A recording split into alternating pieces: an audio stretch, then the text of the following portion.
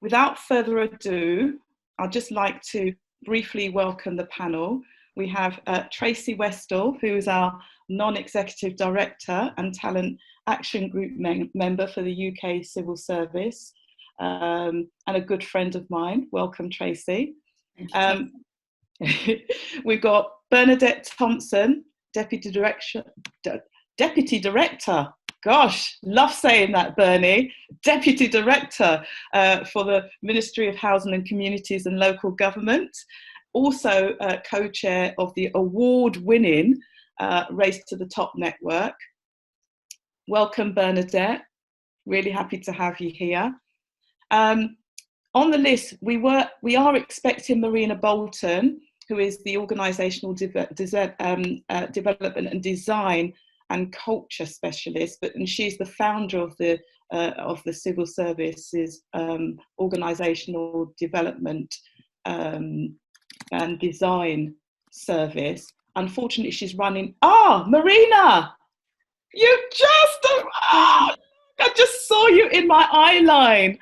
Oh, wow. I'm so sorry. I ended up switching Wi-Fi off and back on and then rebooting, but for some reason or other.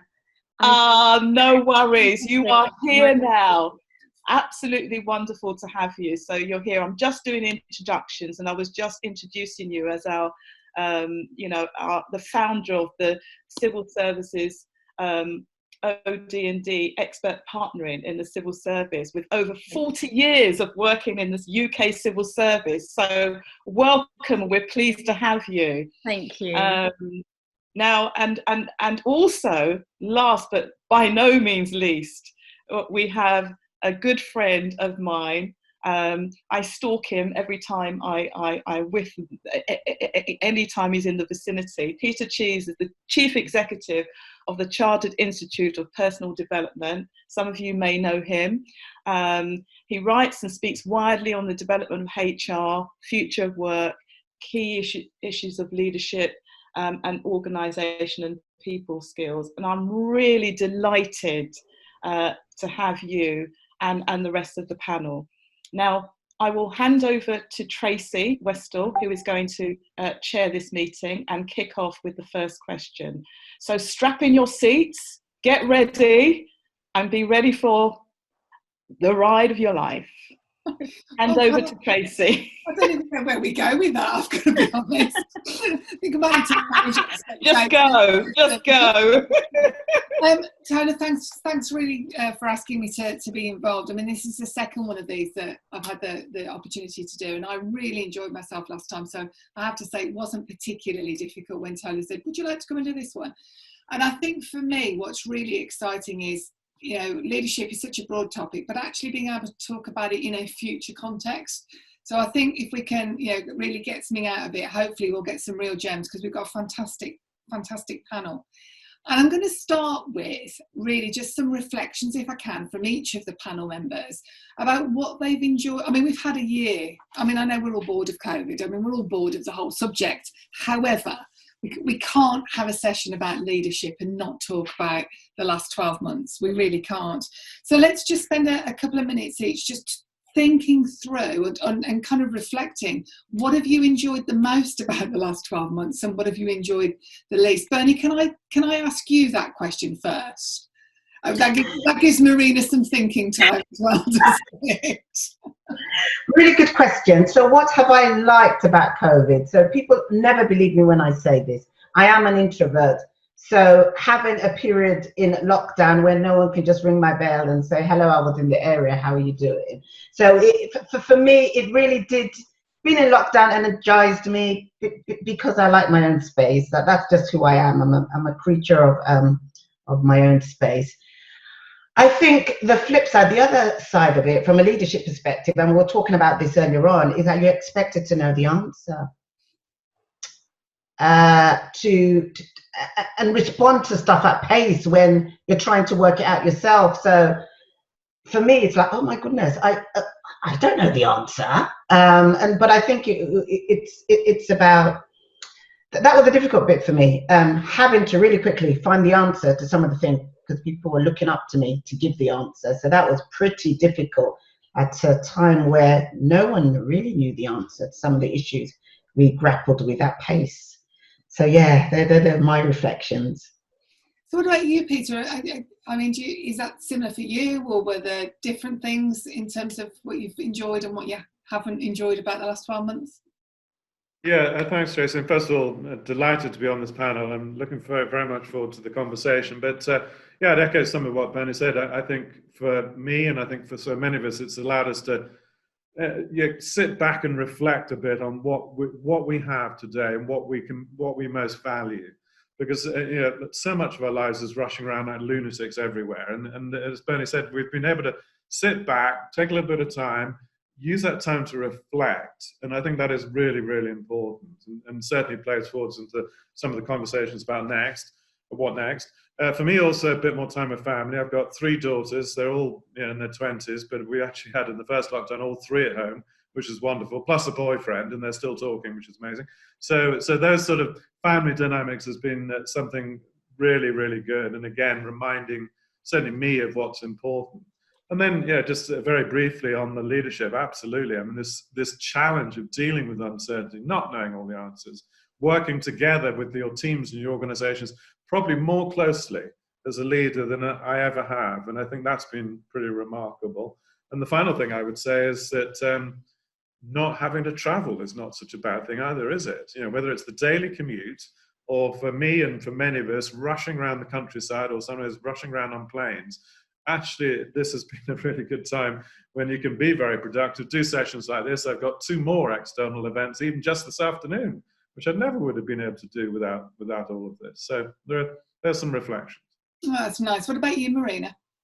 Well, I'm definitely with Peter on the a lot less travel. So I've been commuting from Portsmouth down the south coast into London for a number of years, and this is the first full year where I've not travelled at least 4 to 5 hours of my working day, and that has made a huge difference, both to, I think, my ability to be present to work as well, but also I think to my life and my kind of family. Spent more time with my family, and we're still talking, we're still kind of muddling through okay. I think one of the things that for me has been a kind of something that I'm really curious to understand how we might hold on to a little bit as we move forward from a leadership perspective, is the extent to which over the past year, I think I have got to know people in my teams and the people I work with far more, because we have all been in the same situation, and because we are all, I think, trying to find our way through this kind of very difficult time. We've got a lot closer. I know far more about people, their homes, their situations of their lives as a whole, rather than simply just the workplace. And I think that has kind of really helped and made a big difference in terms of the quality of the relationships that we've established. That then does come into the depth and the quality of the work that we deliver together. And there's something quite profound in that for me that makes me think, I wonder how we sustain some of that when we maybe get back to some of the kind of hurly-burly patterns of the workplace that we were in before this experience. So that's certainly something that's playing on my mind. I think that's a really interesting point. I'm going to circle back on that, if I may, and talk about presentism and how we've perhaps moved on from that. But before I do, I'll offer a reflection on one of the things that I've maybe enjoyed and not so enjoyed. I think what I've realised, which I've not enjoyed so much, is that self-realisation, which I probably knew anyway, but I always thought it was a positive. I now know it's not in a leadership context like this, is I'm a natural optimist. And I had no idea how annoying that could be for most people, either who know me or in a leadership context. And the reason I make that point is, I think that the takeaway for me is my natural optimism to jolly things along, rather than necessarily to reflect on the reality of the situation and maybe accept that today it's a bit rubbish.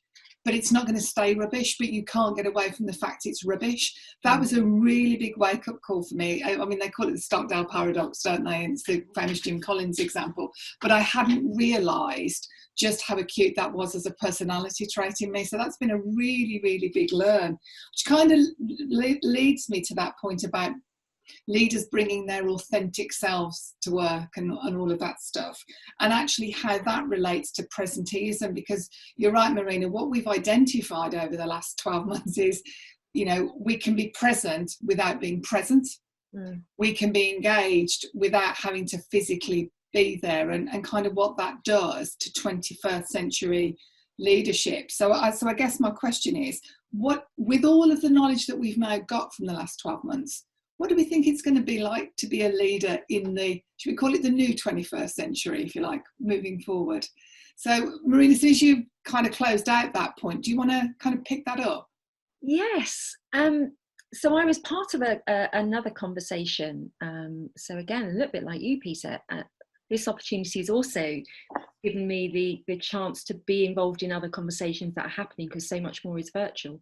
So I've joined some others, and one of the things that I think came out from a previous conversation I had about the future of leadership is the extent to which in the future leadership, there's the role of leadership, i.e. in an organisation and in an organisational hierarchy, we may have a job description that's associated with the label of leadership.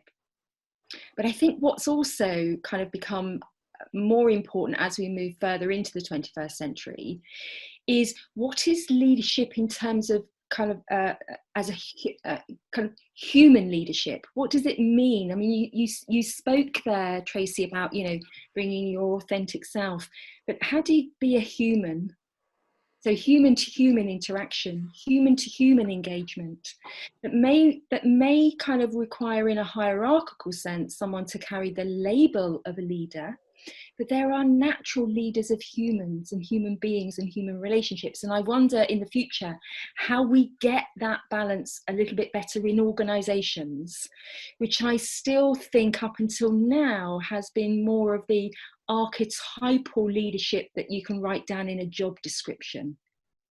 And I think there's a balance to be struck. And as we go into the 21st century, the increase of our interaction with technology and artificial intelligence, I think, requires the leadership to become more about human to human and the nature of relationships, far more than it may have done in the past. So that's certainly something I'm reflecting on. So, Bernie, on that point, what do you think will be the takeaways from a civil service perspective in terms of what that leadership will look like? You know, I think Marina's right, actually, you know, that job description piece, that there will be so many things that will have changed people's style. But what do you think will be the impact, or could be the potential impact, in the civil service? I think just to that point on human leadership, and for me, think about the 21st century, I think my reflections will be, you know, the qualities of leaders that were around 100 years ago, but they're more true now, around being a compassionate leader. For me, we know you can do the day job, we know you can get it done, but it's about the people, it is about the humans, and bringing them along and having that compassionate leadership and putting people at the forefront, I think, of what we do. So, you know, the element of integrity, elements of motivating people, developing people, you know, ensuring that they're satisfied in the role that they're in. And, you know, just reflecting on Marina's presenteeism point, I'm just thinking about all the colleagues that work in operations. I grew up in operations in the civil service. And, you know, just asking to work from home was a big deal. It was, no, you need to be in the office. It is, this last 12 months has liberated so many people working in operations who can, for whatever reason, with the tech that we now have, can ultimately change their working lives and be more productive by being allowed to work at home, because we can. So I think for me, it's really thinking about what is leadership and what are we measuring? What are we measuring a leader by? Is it getting the job done? Well, anyone can do that. But is it the people? How are the people feeling? Are the people crying in the toilet after, delivering on a massive project? Or are we making sure we're bringing our people along with us? Because that is leadership. It's about the human element.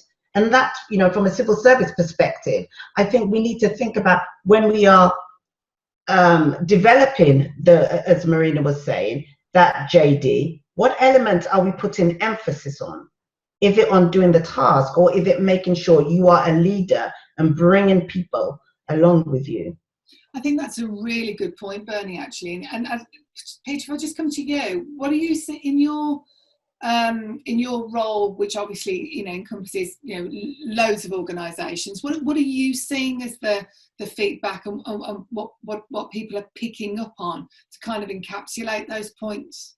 Yeah, I think both Marina and Benny expressed it really well in terms of what is shifting. And I think, the good news is I'm seeing these trends and these ideas of leadership being talked about so much more.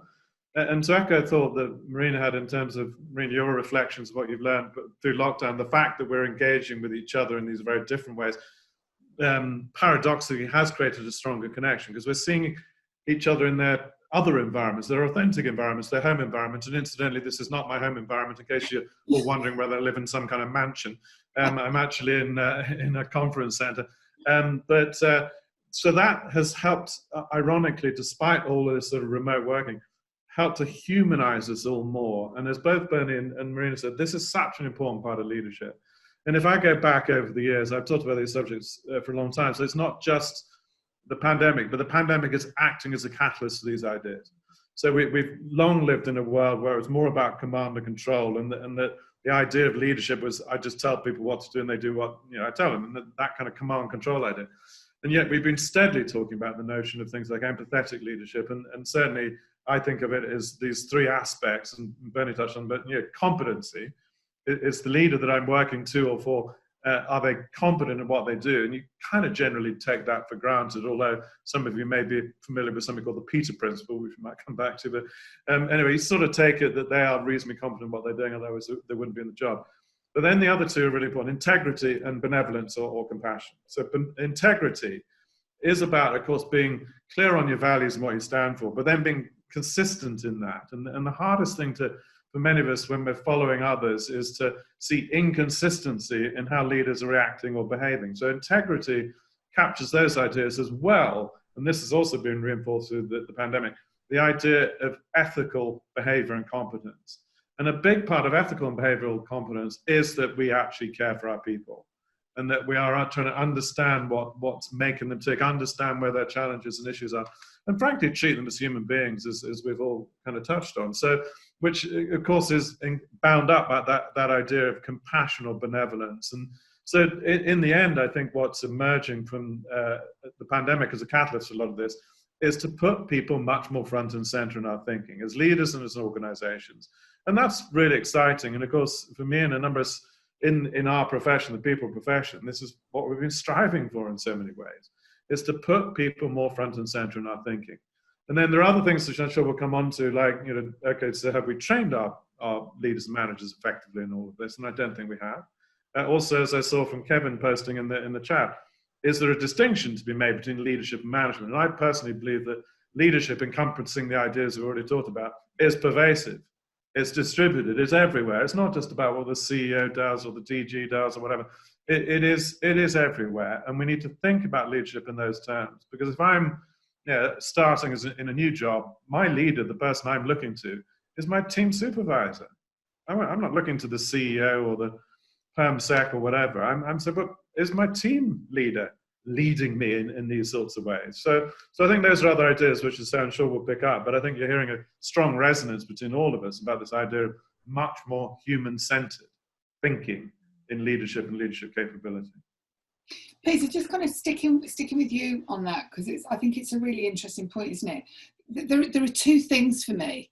First and foremost, I mean, we keep talking about what's happening in the last 12 months and the fact that everybody's been in it together.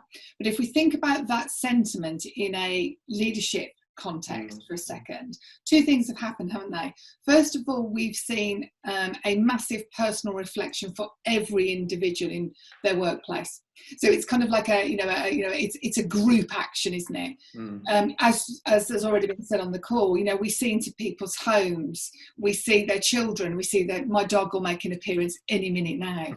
All of those things that make us three-dimensional, real people. Everybody's getting a glimpse of that. I'm broadcasting from my house, and as I say, I know my dog's going to appear in a minute, and you'll all laugh, and I'll probably be on Instagram later. But the point I'm trying to make is, if we've gone through that personal realization of how we want to work as one thing, and then you marry that in terms of our experience of leaders in our business or our organization, actually what you've got is you've almost got this perfect storm of alignment, haven't you? Whereas this is not down to the individual organisation to work out how it transitions. The transition is happening. The change is happening. So to the point that's already been made, how does an organisation, or what do organisations need to think about in order to skill new leaders or leaders for the new world? And are we seeing that happening? And what will happen if organisations don't do that? I know that's quite a few things in that, but I'm really interested in kind of drilling into that if we can. Yeah, no, really important. And to go back to the idea of the sort of more human-centred leadership, it also means treating people as individuals. So you're right, whilst we've all been in the same storm, we have not been in the same boats, to extend the analogy, and some of you may have heard that expression, which I think is quite a good way of describing it. So one of the things when you talk about compassion and benevolence and a human-centered leader is that they do understand the individual need. They understand their people as people. So we're not just treating them all the same. That interestingly comes back to a thought on authentic leadership. We talked about authentic leadership for quite a long time, and leaders being themselves. I sometimes thought, yes, but that doesn't mean to say that if I have a very dogmatic style, I will never adapt, just accept that's me. That is not emotional intelligence. Emotional intelligence, which is so much the skill and capability that we need to nurture within leaders, is that ability to understand the individual that you're dealing with and understand things from their context. And I think so much of what we have learned as leaders through this pandemic is to treat people more as individuals, because they're not all in the same place or in the same boat. And when we get into things like hybrid working, think, well, we can all work from home. Well, that might work for some, but it's definitely not going to work for others. And whilst it may be fine, and okay, I don't live in a mansion, but I do live reasonably comfortably. I got a private office at home and things like that. So many people can't. So these are all examples of, I think, of this more human-centered idea. Then how do we teach it and train it? Well, the first thing is to call these skill sets out better, because we have so often talked about people's development much more in terms of their technical competence and those skill sets which are important to the job, as opposed to what is important in developing and managing others. So we need to call them out. And it's interesting, I was just looking through your notes on what you're describing as these 8 competencies around leaders. They're all good things, really, really good things. So, all right, so call them out. Be able to recognize them when you see them. So when you're coaching others to be good leaders, recognize them when they're happening. So that was a really good example of how you engage with that person. And then training is an interesting one, because whilst I do profoundly believe we haven't trained managers enough, to train people on these softer, if you will, softer behavioral skills is not easy. A lot of it's experiential. A lot of it is trying to draw out emotional intelligence, which doesn't typically happen by sitting people in a classroom and they're saying, this is how you be more empathetic. So it is much more about a culture of coaching, mentoring, support, recognition, but definitely calling out these core skills, which we, after all, we all need to create great organizations. So Bernie, just picking up on that point and then thinking about the observation that you made, and with your operational experience as well, someone in the chat had asked the question, that fear about operational managers will just expect staff to go back to how it was, to BAU. What do you think are the important things that, from a leadership perspective, that really need to be focused on to avoid that, to capture the good and to make sure that maybe we jettison some of the bad? I don't know if that's the right way of phrasing it. I think I'm hoping that we've moved on from this. It definitely can't go back to normal. So for me, it's about creating that culture. And some of the work that Marina's team does on this, it's really critical to us creating the culture where people can thrive. So we know for some people, the last 12 months has been transformational for them. It's enabled them to give their best. And I think a lot of this is about the conversation. I like what Peter said, the hybrid working model is great, but we need to know that it's not going to be a one hat fits all. And it's having that conversation and allowing the people to have that space where it is safe to challenge. I don't like the word challenge, but, you know, give a different view and have that conversation. There's all kinds of stuff around that, you know, the cultural intelligence, understanding, you know, as part of people's culture, why a different way of working will be right for them. I think the last 12 months definitely has given people, in some instances, the ability to actually speak up, to say, this is my situation, you know, because before we would all scurry into work and no one would know, but it's given people the opportunity to say, look, I can't do this. I'm a carer for someone and this is why. So I think from a diversity angle, it's really that inclusive leadership. What do I need to do to get the best out of that individual? And it's a conversation. It really is a conversation. It's not that, you know, this, I'm the line manager, do as I say. And I really want us to get away from, you know, we're talking about leadership. Everyone is a leader. I was speaking about this earlier on. Every single person is a leader in their own right. You know, when we talk to children, children start their leadership journey from, you know, the young age. So I really want us, you know, let's put the grade aside. Let's put the grade aside. Everyone can bring something to the table. And that is the culture that I would like the civil service to continue to thrive. Let's put our grades aside. We are leaders. And as leaders, that, you know, we need to display certain kind of behaviors. We've got the intelligence, we've got the IQ, but let's work on what Peter was saying, the emotional intelligence, the cultural intelligence, the compassionate leadership, and everyone at every level needs to display that. So for me, it's about really using the next 12 months as we begin to go into the hybrid working model to really start to create that culture that we want to see, and getting feedback and tweaking what's not working and, you know, going back to the drawing board. But for me, it's about conversation, and it's about putting value on what matters the most. And for going back to our first point, it's about the people. But for me, it's about the culture. We have shifted the culture from presenteeism, you must be in the office to perform.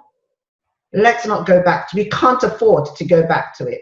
And everyone has a part to play, both line manager and the individual. And speaking out for colleagues is one thing. We need to create that culture. We talked about it in the civil service earlier this year. Speak up, speak out if it's not working. I think your point about culture is a really important one, and we should unpack that actually. Before we do that, I just want to ask Marina, just looking at it from, because you've got so much experience in terms of organisational design and everything else, I'm really interested in drawing out 2 points. Bernie made the point earlier, which has also appeared in the chat, from Nikki, who's talked about having been successful in a promotion and actually had come to the conclusion about what an organisation measures, that actually it's about delivery. It doesn't measure the quality of leadership. I think that's a really important point. And then linking that to something else that's in the chat about how we've made such great efforts around collaboration and networking. How do we make sure that we don't go backwards? And I think those 2 points come together quite well. And certainly I'd be interested in your views, Marina, from an organisational design, which then should lead us into a culture conversation, how that kind of hangs together and what you think are the takeaways on that. Okay, again, some really good questions. I think I want to start by saying, you know, part of being human means we're going to get it wrong. And I think that is something that is often intolerable around leadership in particular. And I think that comes from all quarters. It comes from you know, the people that look to leaders to lead them. It comes from the people who are looking at leaders to deliver. So there's something for me that I just want to flag here, you know, moving out of this current kind of period of history into the next period of history and taking some learning from that, you know, it's going to be a bit bumpy. We're probably going to get bits and pieces wrong. So there's also something about that kind of human-centered approach that says, how do we talk about that without judgment or blame? And that does come onto the cultural conversation, which I'll touch on a little bit in a minute. But I would say, particularly from the work that we've done around the civil service, around design, there is a real challenge for organisations and institutions as big and as, I think, diverse as the civil service. If we continue to use metaphor of machine, i.e. organisations as machines of component parts, with each component part churning out and doing the same type of work that it needs to do in order to, you know, kind of facilitate something happening. Now, one of the things that I think has occurred, particularly over the last 12 months, is that notion that actually organisations are kind of networks of people, their communities, their environments and systems made up of human beings. And I think that that's evident by some of the things that we've already touched on as a panel. And so what that's going to mean is we need to look at, so what does it mean to be a successful organisation moving forward?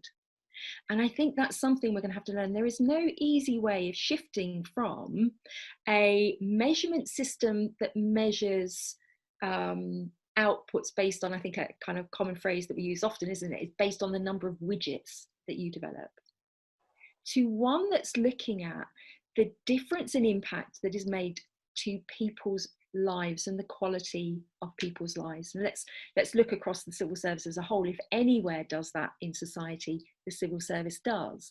But it's been really tough, I think, over decades, and it will continue to not be straightforward, to start to look at how do you judge and evaluate success of an organisation in the world that we're moving into. And I think technology that is kind of removing some of the widget making type activity that maybe people were engaged in the past is kind of bringing, I think, far greater focus on a lot of work and a lot of innovation that needs to be done in order to understand how we measure success of organisations that are very different, that are kind of human systems that create the organisation as opposed to the production lines that we've had in the past. One of the things I think the way that we're doing that, particularly in the civil service, just to draw attention to, there's a lot of innovation going on to look at how do we understand behaviours and patterns of behaviours that promote the experiences that we want people to have in the organisation, and that then promote the impact in society that the civil service wants to have. How do we understand those? And a lot of the work that we've done on leadership and action, you know, this, for example, I think is an example of us trying to understand how we might do that differently and how we might do it better to the way that we've done it in the past. Other things that we're doing is looking at capability. How do you understand capability? How do you promote, encourage and reward growth in capability? And capability as defined by the success that you have, say, as a leader. And I love that point that was made earlier by someone in the chat about, in the past, we've separated leadership and management. Well, that's a bit of an artificial separation. Leadership is around that kind of human systems and the dynamics of that. And therefore, you know, how do we not separate things out anymore? How do we bring them back? How do we look at the success of the whole rather than the individual parts? All of this is stuff that I think a lot of parts of the civil service are inquiring into and experimenting with. And I think we need to expand our appetite for experimenting.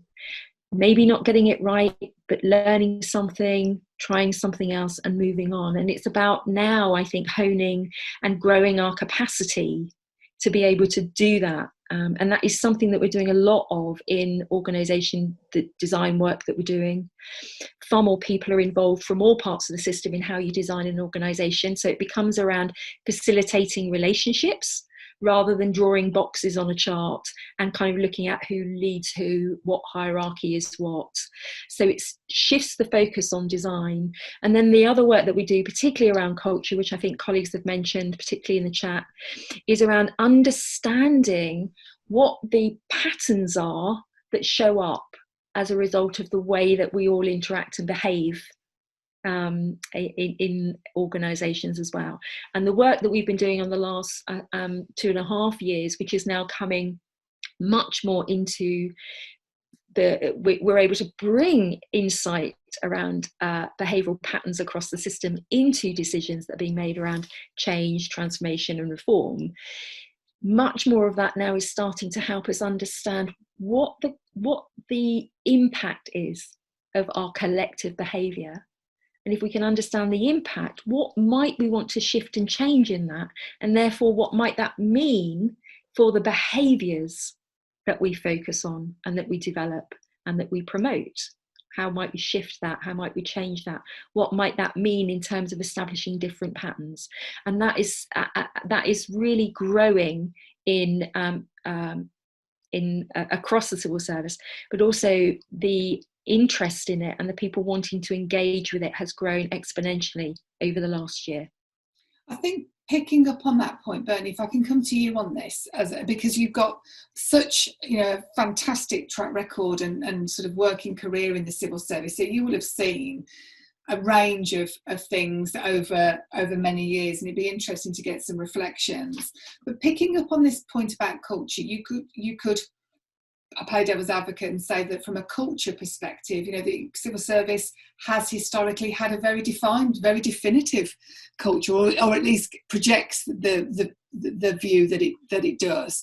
And recognising what we've said about how organisations need to evolve, and that point about what leadership qualities and what leadership skills need to be present in order to move the culture on, and actually take advantage of some of the things that are happening, so that the whole of the civil service can get to where it potentially might want to go to, maybe quicker.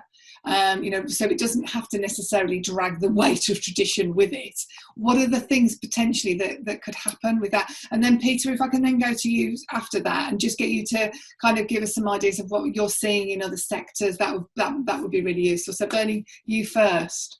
That's not too knotty a question. I would actually go to one of the things for me is learning from the best in class, but Peter will come on that point, and I think that's really important. And over the last 12 months there's been a lot of collaboration across different sectors, and more interestingly globally as well. But for me it's about who is the best in class at some of these things.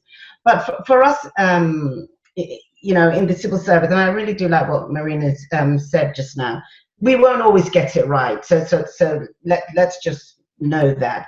But it has to be work in progress, and it has to be seen that, one thing that we're good at in the civil service is lessons learned. There's always a lessons learned exercise, but are we really learning the lessons? So for me, it's about that continuous improvement loop, which, or the ask, analyze, act, the rules around engagement, employee engagement. So we're asking the question, let's look at the people survey. The people are telling us what culture will enable them to thrive. We're looking at the data, we're doing all of those things, and we're taking some action. So for me, it's about that continuous, it's a continuous process. But it's understanding that the world has changed. The UK in itself is so, this is from my diversity point, it's changed. We are a diverse community, and we always say in the civil service we want to be reflective of the communities that we serve, blah, blah, blah. We have to not just say that, we have to mean it. What does it mean? What does there was something in the chat around cultural intelligence. A lot of this comes from robust interaction with people. It starts at the line management level, but at a more senior level, what are we talking about? And how are we measuring progress? There's that saying, what gets measured gets done. How are we tracking that we are doing well? So the Inclusion Diagnostic Survey is currently underway within the civil service. If you haven't completed it and you're on the call, you've got until the 23rd of May. Let's complete that survey. Let's see what is our culture? What are people saying? How do people feel within the organization? And when we get that rich data, what we really need to get better at is acting, because we can talk and we know the right things to say. but it's really, and we're not boiling the ocean. Let's try not to do so many things. But we link a lot of this culture into what we're talking about, civil service modernization. What does the modern civil service look like, and what skills do we need? And what I really do like is that a lot of conversations are going on in parallel on the culture. What is the culture that we want to see, and how do we start creating that now? But it's measuring it every step of the way and making sure that we act. So for me, it's a combination of all of these things to create the culture that we want to see. If we are learning lessons, why are we repeating some of the things that we said we were going to get better at? So with that continuous loop, and on top of all of this, there's something about accountability. Who is being held to account? So if that big digital project goes horribly wrong, we all talk about it in the media. But if the culture goes horribly wrong, it's not in the papers. What's going on? What you know? Are we making sure that the culture that we're trying to create is on par with the importance of our digital, commercial, and all of that? So for me, it's about really making sure that with regards to measuring progress, we're really tracking it in the same way we track some of our key projects, and making sure, again, going back to that leadership model, what are we, who are we rewarding and what for? Are we rewarding people who get the work done and make people cry in the toilets? Or are we rewarding those people who are nurturing and supporting people and and just being role models of the culture that we want to see? So it's it's a continuous cycle, and we will get things wrong, but we need to continue learning the lessons, coming back and taking action. But as Peter comes in, for me, it's about who's the best at some of these stuff, who's the best in class, who can we go and learn from? Can we learn from another country? Who's doing great at this right now? That's a nice segue into you, Peter. Yeah, I mean, really good stuff, Benny. And there's definitely things we can all learn from each other, right? I mean, the reality of... sorry, did you hear that? Was I muted? No, you're fine. I'm fine, yeah. So yes, we can learn from other sectors and other organizations, but it's so important to see it in the context of our own organization as well. And what I've observed across different sectors, different types of organization, is those organizations, for example, where very technical skills and analytical skills and all those things are highly revered, then they don't tend to be so good at these more sort of human-centered ideas that we've been discussing. So, for example, very heavily driven engineering companies. I've worked in places like the National Physical Laboratory and organizations like that, where it's all about your engineering competence that leads you to the top. I would also say, and we're doing quite a lot of work with the National Health Service, you can see manifestations of that in the National Health Service as well. Now, in the civil service, and somebody's commented, my observation has always been that it's structured, it's hierarchical, there's a lot of process, and there's a lot on things like policy and so forth. So it hasn't always been easy to get to this, the culture that we're talking about, which is one where, speak up, you can all contribute, we want to hear different ideas, we want to innovate. As Marina said, we want to experiment, because the absolute essence of what we have to create in organizations everywhere now, and what we've been reminded of by the pandemic, is greater agility and adaptability. And that will apply to the civil services as well as anywhere. But if my culture is one where it's still very hierarchical, and if I'm at this grade, then you don't challenge up the tree. If I'm still promoting people on the basis of their technical competence and not properly recognizing, as we've all said, these other attributes of what makes good leaders, then we won't shift the culture. But I really like these ideas of, as I said, creating this notion of experimentation, so that we can try things and we won't always get them right. And then after all, in the pandemic, as we said at the beginning, Tracy, that we're all in a time of great uncertainty. So that means we won't get everything right. As we think about hybrid work and coming back to work, there's going to be a lot of experimentation. And sometimes our natural instinct, and to some degree I've seen in the civil services, say, right, well, what we need to do first and foremost, of course, is write the rules and write the policy. And then we can figure out what we're doing. Well, actually, no, we've got to start with more of this experimentation, giving people a chance to contribute and think.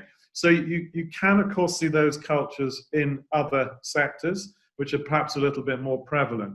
There are some cultures, there's a phrase being used, you can talk about a sociocracy or a humanocracy or a holocracy, where you almost have organizations saying, look, we don't have lots of rules, everybody can speak up and do what they want. And people have often said to me, "Is that the future?" And I said, put it in a context. I mean, if I was running a nuclear power plant, frankly, you got to have rules and policies. I don't want everybody having a free form. I wonder what happens if I press that button or pull that lever.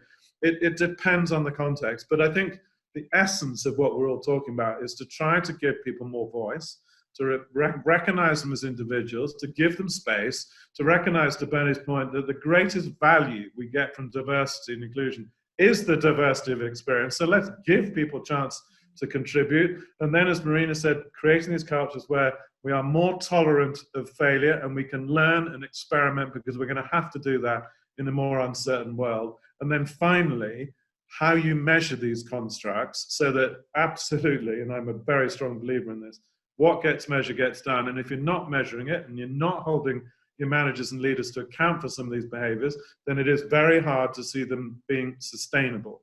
So you got to get to that dimension of it as well, without overdoing it, because I think you can overdo it and try and monitor absolutely everything, these cultural things. But that is a very important part of this discussion as well. I'm just mindful, thank you, Peter, that was really interesting actually. I want to try and pick up on a couple of those points if we can. And you've made an observation around voice and diversity, and I think that's really worth coming back to. I am minded we're going to lose Bernie at 2:30, and there's a couple of questions I definitely want to ask you, if I can, Bernie. There's a couple in the chat actually, and given the fact that you've got such sort of a wealth of experience, it's kind of a reflection, and it kind of brings together a lot of the things that have already been talked about. But in your experience, what do you think are the new skills and behaviours that leaders are going to need to lead distributed teams?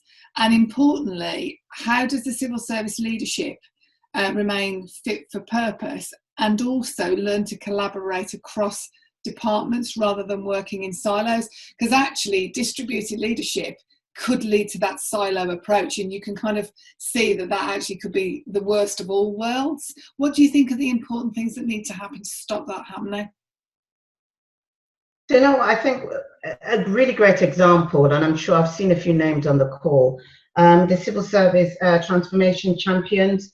We're across different government departments, and we come together periodically to discuss some of the knotty issues that we have to tackle with around civil service modernization. So there's something about making time and putting time aside for that collaboration and for that learning. So there's something in there for us to just do it. We've got the tech. We've done it, for civil service modernization. So it's just something that we can, just make, just build into the system. For me, gosh, and I think Peter mentioned this earlier on, our leadership in action statements, or how shall I, what shall I call them? It just tells us the skills that leaders need. For me, I'll just pick out 3. We've got 8, but for me, there's one around building inclusive teams and encouraging challenge. We need to create that culture. I don't like the word challenge. It's giving a different view, because that's diversity of thought. If everyone thought like me, it would be pretty dull. So everyone has a different perspective, and it's nurturing that, and not taking offense, but looking at that as a different perspective and thinking how we would work in this society. So for that point, so the skills and the behavior of leadership, we just building inclusive teams, going out and sourcing from different people. Well, what do you think on this consulting? We say we consult, but do we consult after we've made the decision? Let's do this consultation stuff well. Let's go out, get the views, collect them, look at them, and then, form the way forward based on what people have said. I think the second skill for me is around empowering and developing individuals and teams. Leaders do not have, we were just talking about this earlier on, I do not have all the answers. I'm not an analyst. I need an analyst to bring the data to me, and then I can talk to the data, but I can't do the analysis. So we need to make sure that we're developing people, we're empowering people to say, excuse me, based on the data in front of me, I don't think this will be the right approach. But the leadership skills that we need to develop for the future going forward is to empower and develop those individuals. And, don't be blockers of people within our hierarchy.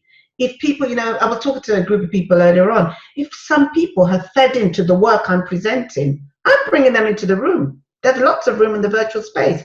I want them to learn. I want them to hear the discussion of the leadership team in action so they can take back that learning into developing whatever policy or whatever product it is or guidance further. So there's something about the skills of a leader, knowing it's about the people, empowering them and developing these individuals and teams. And I think the third kind of skill that I like in that list, it's continually reflecting on our leadership style and developing self-awareness. I always talk about the people that come onto X Factor and they say they're gonna, I've been singing for the last few years and I'm absolutely brilliant, and they open their mouth and you're like, oh, who have you been singing to? Self-awareness as a leader. What shadow are you casting? Really reflecting on how you shape that culture in your particular area and getting that feedback. So the SCS community, I know they get the 360 feedback and you kind of choose who's going to be your raters. But what I always love to see when I'm doing my 360, I put as many people as possible. I want to know what people have to say about my leadership. I want to take that feedback on board and, so that I can be better. So for me, there's a lot around, leadership style, flexing it, being, intelligent, being culturally intelligent, getting to know about other culture, getting to know what makes people tick, and then reflecting that in the way you lead your team. So we've got the framework. We've got those 8, shall I say, I call them competencies for the sake of it. Let's not just have them on paper. Let's bring them to life and really live and breathe them. Just like our leadership, the I statement in the civil service, that we really, we say the right words, it's on the paper, but are we living them? Bernie, before we lose you, have you got 2 questions? Who do you admire as a leader? Where do you draw your inspiration from? And have you got any advice or any tips for the audience in terms of things that you read or things to explore, or just any general words of wisdom before you depart for your next meeting? Oh gosh, good question. Oh, good question. Who am I inspired by? Lots of people. For me, the concept is everyone is a leader. So I can't mention one single person because I'm really selfish. I take nuggets from so many people. And for me, that is what leadership is all about. There's not one person. We're all human. So you can take a nugget from everyone.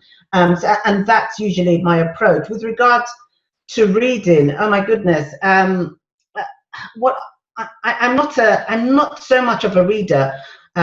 People that listen to me speak, it's about inspiration. So I'm a TED Talk junkie. I listen to a lot of TED Talks about inspiring people. And, for me, especially the last 12 months, we've gone through a lot as a human race. So for me, it's being that person to lift people up, bringing that message of hope, but also whilst realizing that it could still be tough down the line. But how can we, from, thinking of putting my well-being hat on, after all of this, all of us at the end of the day, there's something about our mental health and well-being and making sure when we come out at the other end, we are safe, we are well, we are mentally in a good space. So, as I leave, look, guys, take care of yourself.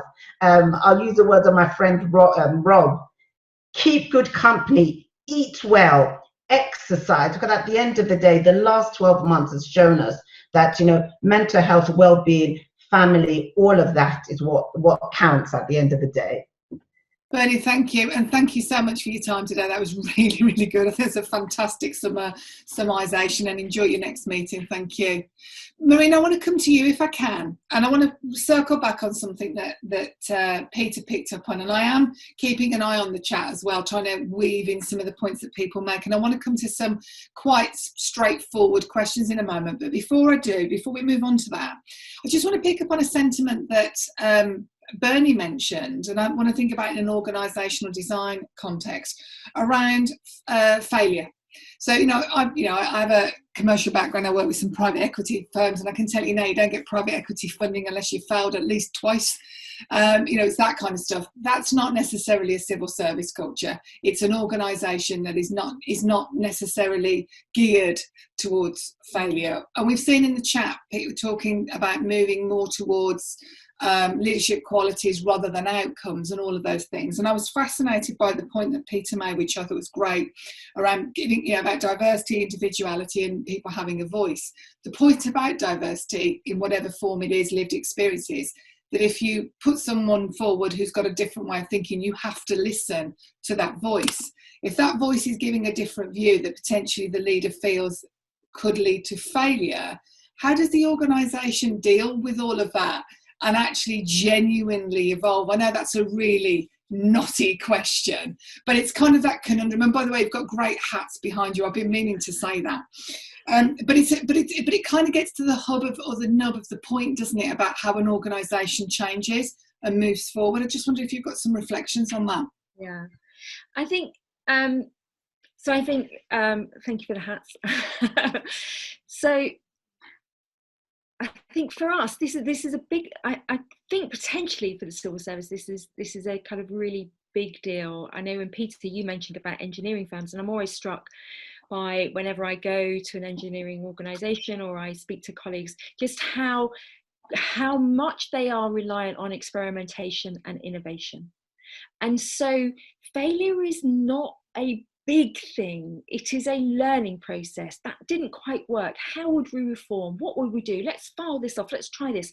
So it becomes part and parcel of the process through which you go through to create and evolve and move forward.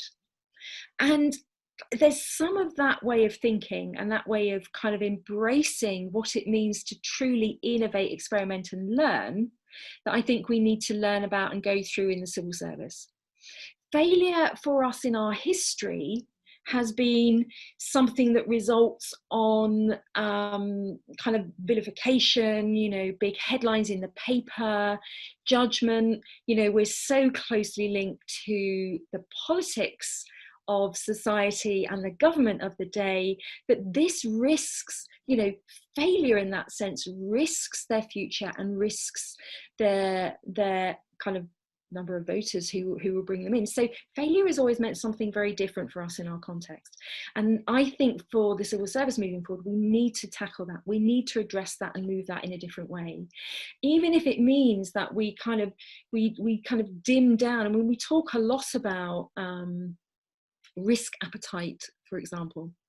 And the way that we manage risk in the civil service, and a lot of our data shows us, is we look to eradicate risk rather than properly work with risk and manage that risk and learn from it and work with what emerges as an opportunity to learn something we didn't know before we started. So there's something for me about the narrative, there's something for me about the mental model that we associate with the word failure.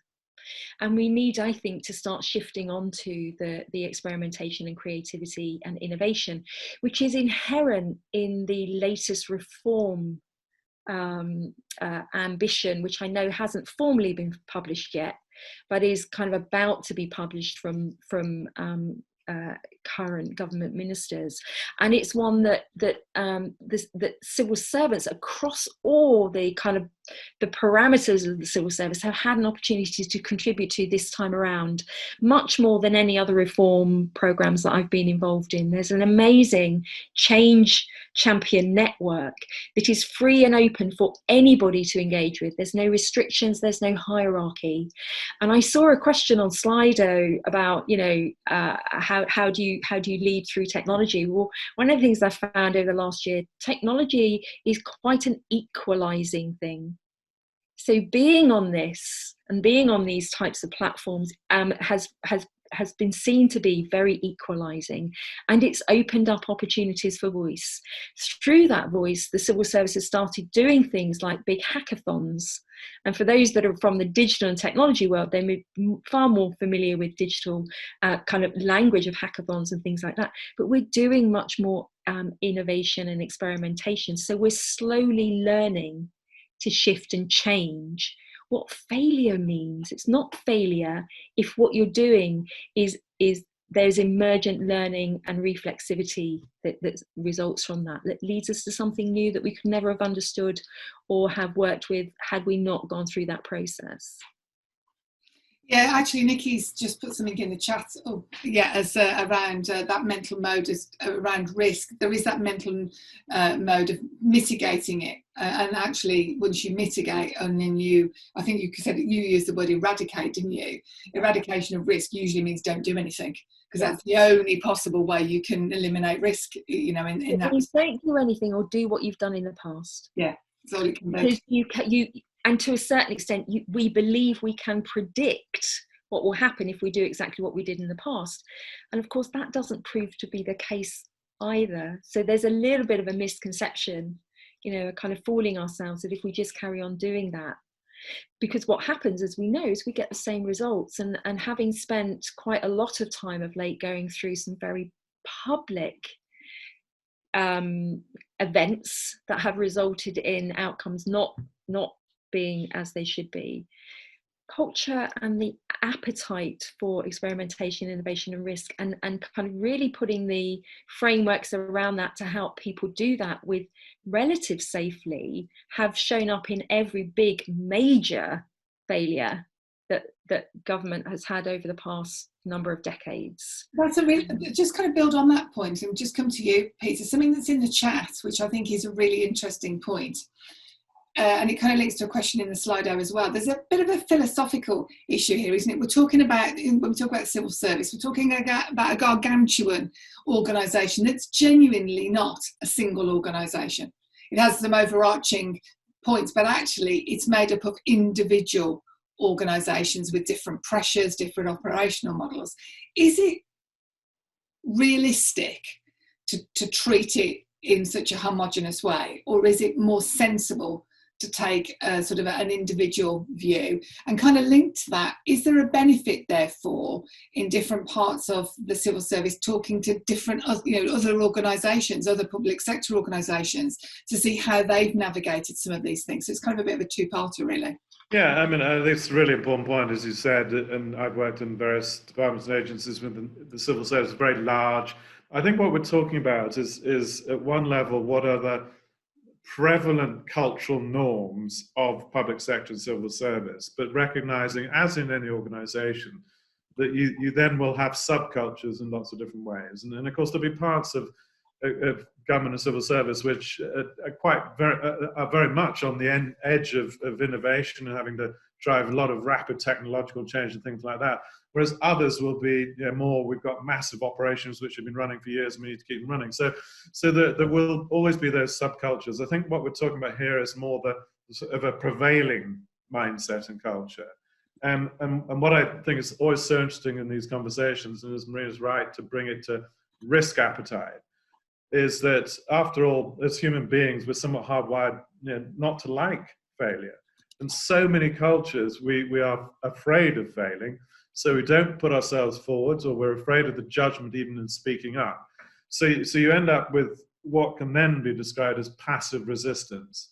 And gosh, the number of conversations I've had with leaders over the years, and I've lost count of them, where they talk about, well, as top of the organization, we're trying to make all these changes happen. We can see that people in the organization want to change happen, but somehow there's this, in quotes, middle management layer that's the problem. Now, I always say, well, first of all, I don't think there's anything necessarily inherent in when you become a middle manager, you become more resistant. But with that said, that sometimes one has to recognize that one's personal risk appetite will vary with your circumstances. I mean, when I'm young and carefree, I don't have other responsibilities, I'm at the beginning of my career, I might look at risk very differently to whether I'm in the mid stages of my career. I'm not quite sure about the security of my job, and I've got dependents. And actually, during the pandemic, we have seen some of that as well. So I think to some degree, one could say that in the civil service, if there is a relatively low risk appetite, then there will be these degrees of passive resistance. And it's important to understand them and understand where they're coming from and understand how you overcome them. It's been researched a great deal, and there's very, very good research from a Harvard professor called Carol Dweck. She talked about growth mindset, and others like Matthew Syed have taken it forwards and used some really interesting comparators across sectors. But the idea of growth mindset is we will experiment, we will have failure, and we will learn as we go. And that's a collective mindset that we need to have. And the examples that Matthew Syed talks about are, say, the airline industry, where anybody could speak up. I mean, literally, a ground handling person on the apron could stop a 747 full of passengers and tell the most senior captain in the airline, you're going nowhere because something's not right.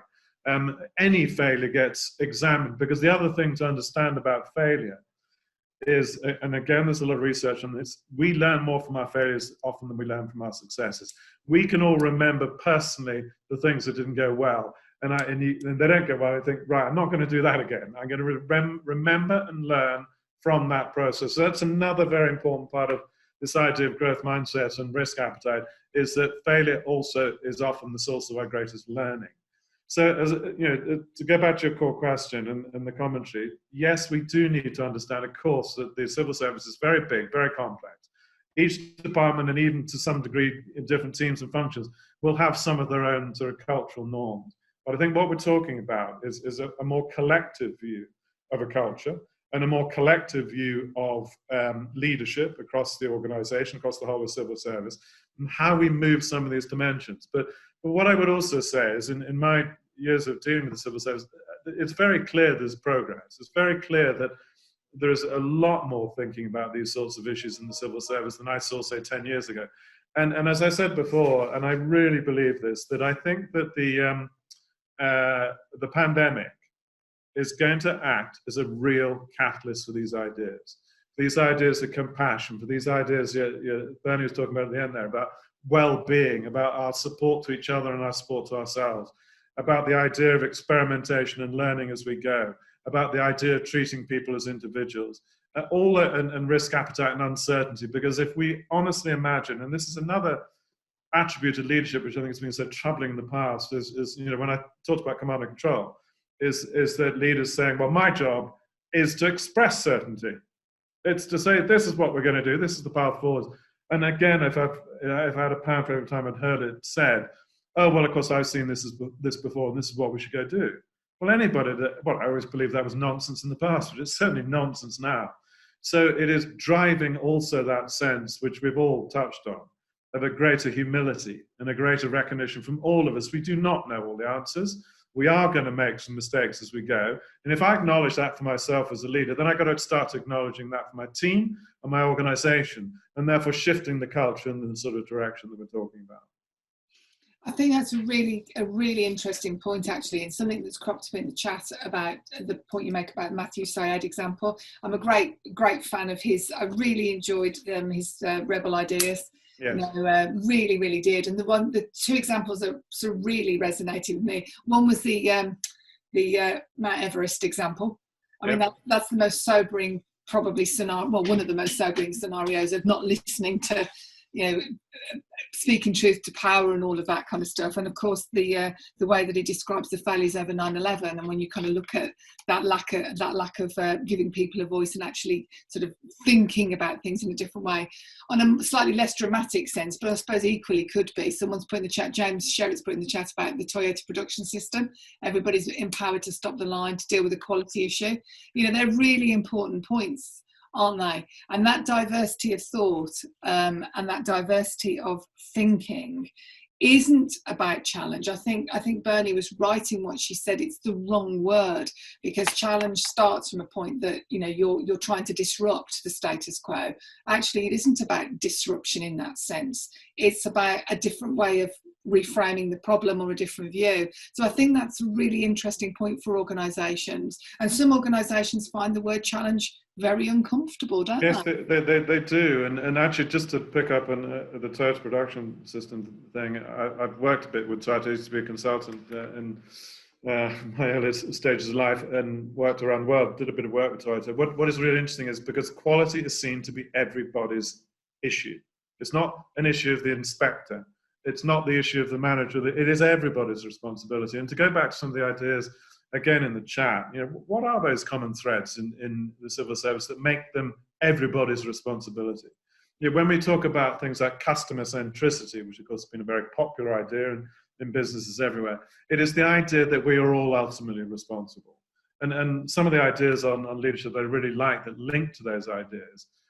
There's a guy called Vineet Nayar who used to be a founder and chief executive of a big Indian IT company called HCS, and HCL rather, and he wrote a book called Employees First, Customers Second. So he said, look, if you look after your employees, they'll look after your customers, right? But his other construct was turn the organization model upside down. It's not hierarchical, it's this way. Because actually, your front line, and it's certainly true for the civil service, your front line, in quotes, your frontline workers are the people who are most engaging with the customer. And everybody else there in the organization, right through to the chief executive, the top of the tree, if you will, is there to support and enable that to happen.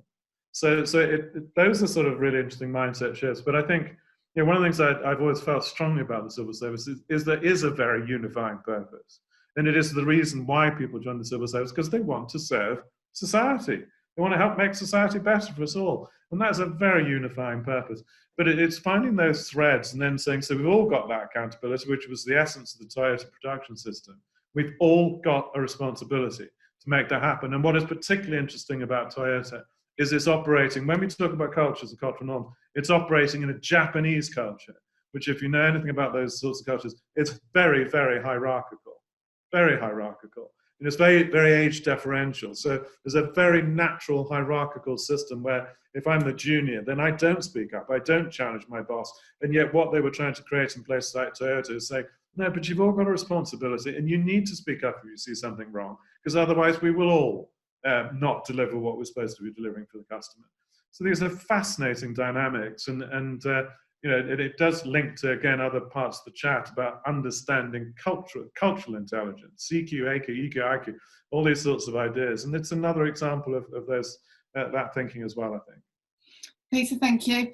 I think it's probably now just time to kind of wrap up, really. And it's been a really energising and really interesting conversation from my perspective. So I just want to come back to you, Marina, and then to you, Peter, in terms of just a couple of reflections, really, a little bit like I asked Bernie before she dropped off, some pearls of wisdom that you can leave our audience with, or just some bits of advice or some recommendations for a read, whatever you feel. So Marina, let's start with you. What would your sort of closing thoughts be for our audience? I think, so things that come to mind for me, one is that we are all accountable and we're all responsible. So when we look at organisations and the way things are designed, we tend to want to artificially place somebody, and I heard a phrase this morning on something that says, where the buck stops. Well, the experience that we all have in an organisation and the experiences others have generate from every one of us and the part we play in the creation of those experiences. So I want to just really encourage everybody who's here and listening is to think about, and what's your part? What's our part? So that's one thing. The way that I've managed over the years to kind of work with that well is to then kind of be open to a few people coming together and sharing experiences together. Because 1 becomes 2, becomes 4, becomes 8, and so on and so forth. And in organisations like ours, and particularly in areas I know I've been working in across the civil service, there is a lot of opportunity for that. And so I'd really encourage everybody to really just take that opportunity, be the person who starts a conversation. Through those, we have, and that has become the basis for how we are now kind of really surfacing insight into the cohering cultural patterns around the civil service. And I think this is something, to Peter's point, every team, every component part of our complex kind of civil service will have its own culture. But what we're being able to evidence now is that there are cohering patterns that work across every part of the civil service. we're surfacing those, and those are being surfaced through the conversations and through engagement and through relationships, and kind of really fostering and inquiring into those. So that's why I really want to encourage people to do that. And there's a relational leadership that's being established from that as well. And what I'm noticing in where areas that is working really well is when somebody in a kind of hierarchical leadership role says, let's come together. What are we trying to do together? What do you need from me? And therefore, what do I need from you? And to be able to give you what you need from me. So you start to talk about it more on the you and me together and us together. What are we going to do? And that really starts to foster some of what we've been talking about in this session around that much more kind of human-centered leadership. What does it mean to be human and lead and work with other people, which is a kind of a different place to start. So those are the kind of real nuggets, I think. The other thing is, and particularly for colleagues who are on the line and who are kind of just, developing and growing their confidence in themselves as leaders and how to engage with others, is again, I think something that Peter said is, and you're gonna not get it right. You're not gonna know. But you know what? Working with other people means collectively your chance of knowing grows exponentially. If you try and hold it all yourself, the risk of kind of feeling unable to sustain the expectations you are placing on yourself, and you think the organisation and people are placing on you, kind of is really at risk.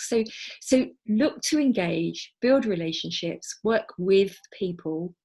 And that for me is where actually knowledge grows, knowledge generates. Your ability to kind of lead together and deliver together and do really great things grows massively over that. So that is kind of, I suppose, the gems I would offer, and I'm sure I will think of more. Yeah, well, that's superb, Marina. Thank you. I just want to offer one thing: is a leader that is truly inspiring to me at the moment is Greta Thunberg. And as a young person, her understanding of voice, I think, is creating a really different image of what leadership is in the future. And so I just offer her as a lovely role model up and coming into the future. I think you're absolutely right, but blimey, that could be a whole session all on its own, couldn't it? Good. Yeah. Peter, what about you? Just your reflections just before we finish. Yeah, I mean, a really good conversation. I think the first thing I would observe is that we've been talking about leadership for many, many years. There are more books written on leadership than any other business subject. I've just actually finished a book myself on the whole kind of future trends and future work and the whole chapter on leadership. I think I found 40,000 leadership books on Amazon, right? So then you think, okay, so we've written all these books, but even to the heart of this conversation, have we really moved the dial on leadership in the last 10, 20 years? And I think I have a lot of these conversations about leadership because they are so important. They're the essence of culture and all these other ideas. So what it says is, in many ways, that leadership, therefore, isn't an easy thing, and it has many, many different attributes. Secondly, I would say that it has got harder because we are living in a much more uncertain world, because we're dealing with much more diversity in our organizations and our teams and our people.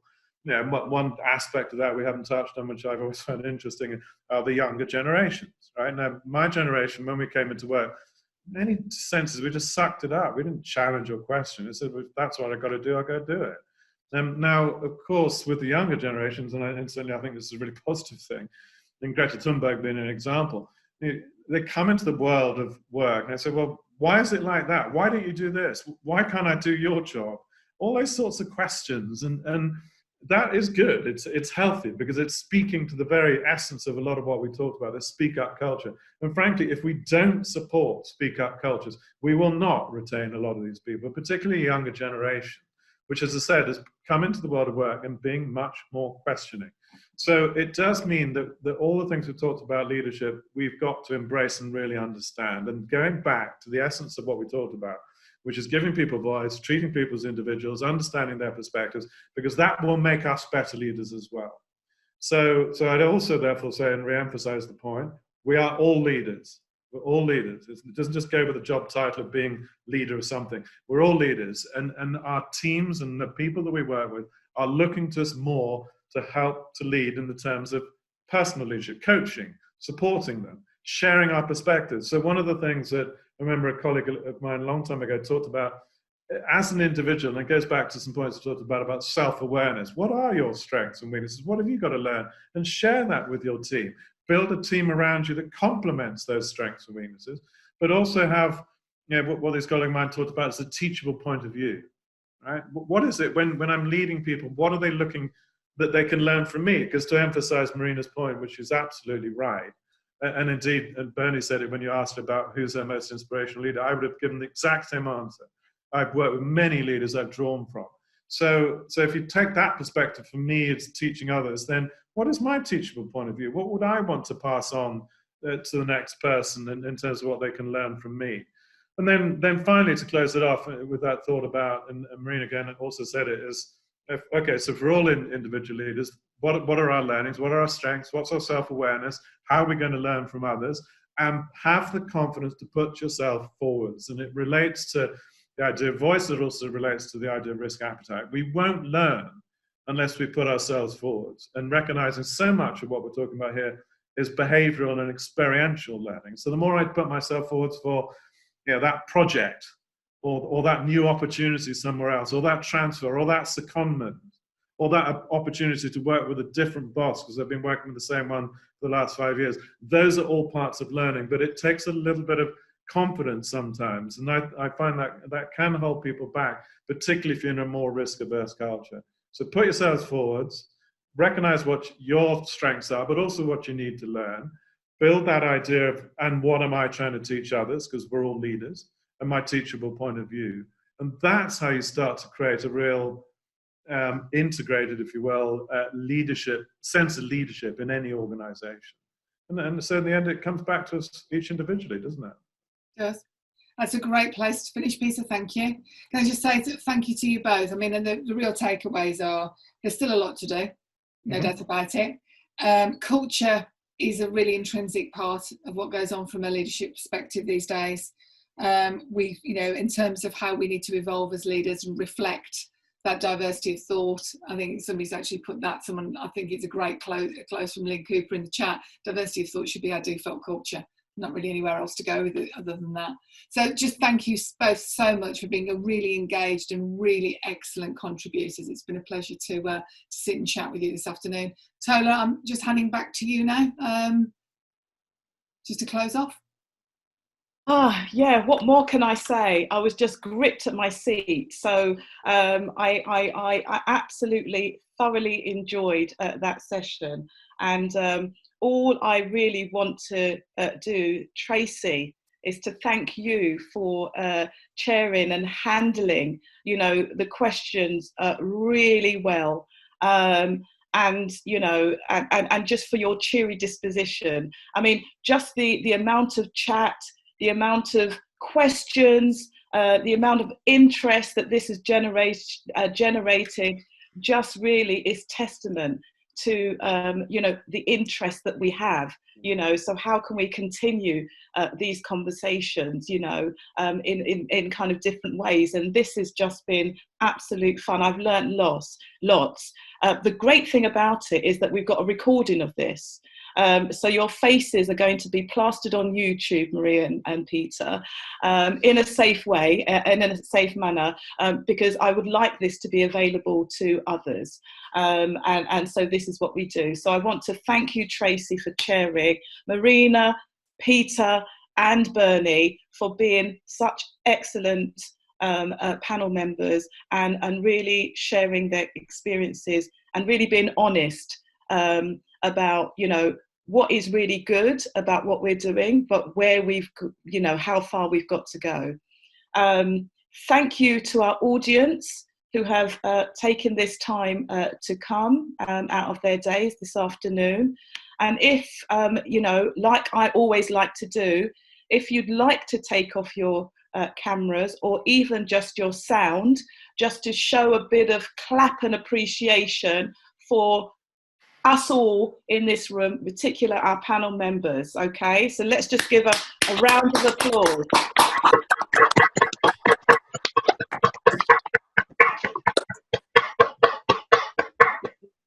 Thank you, everybody. Have lovely evenings. If my panel members are able to stay on for a couple of minutes, that would be great. If not, I will catch up with you over email.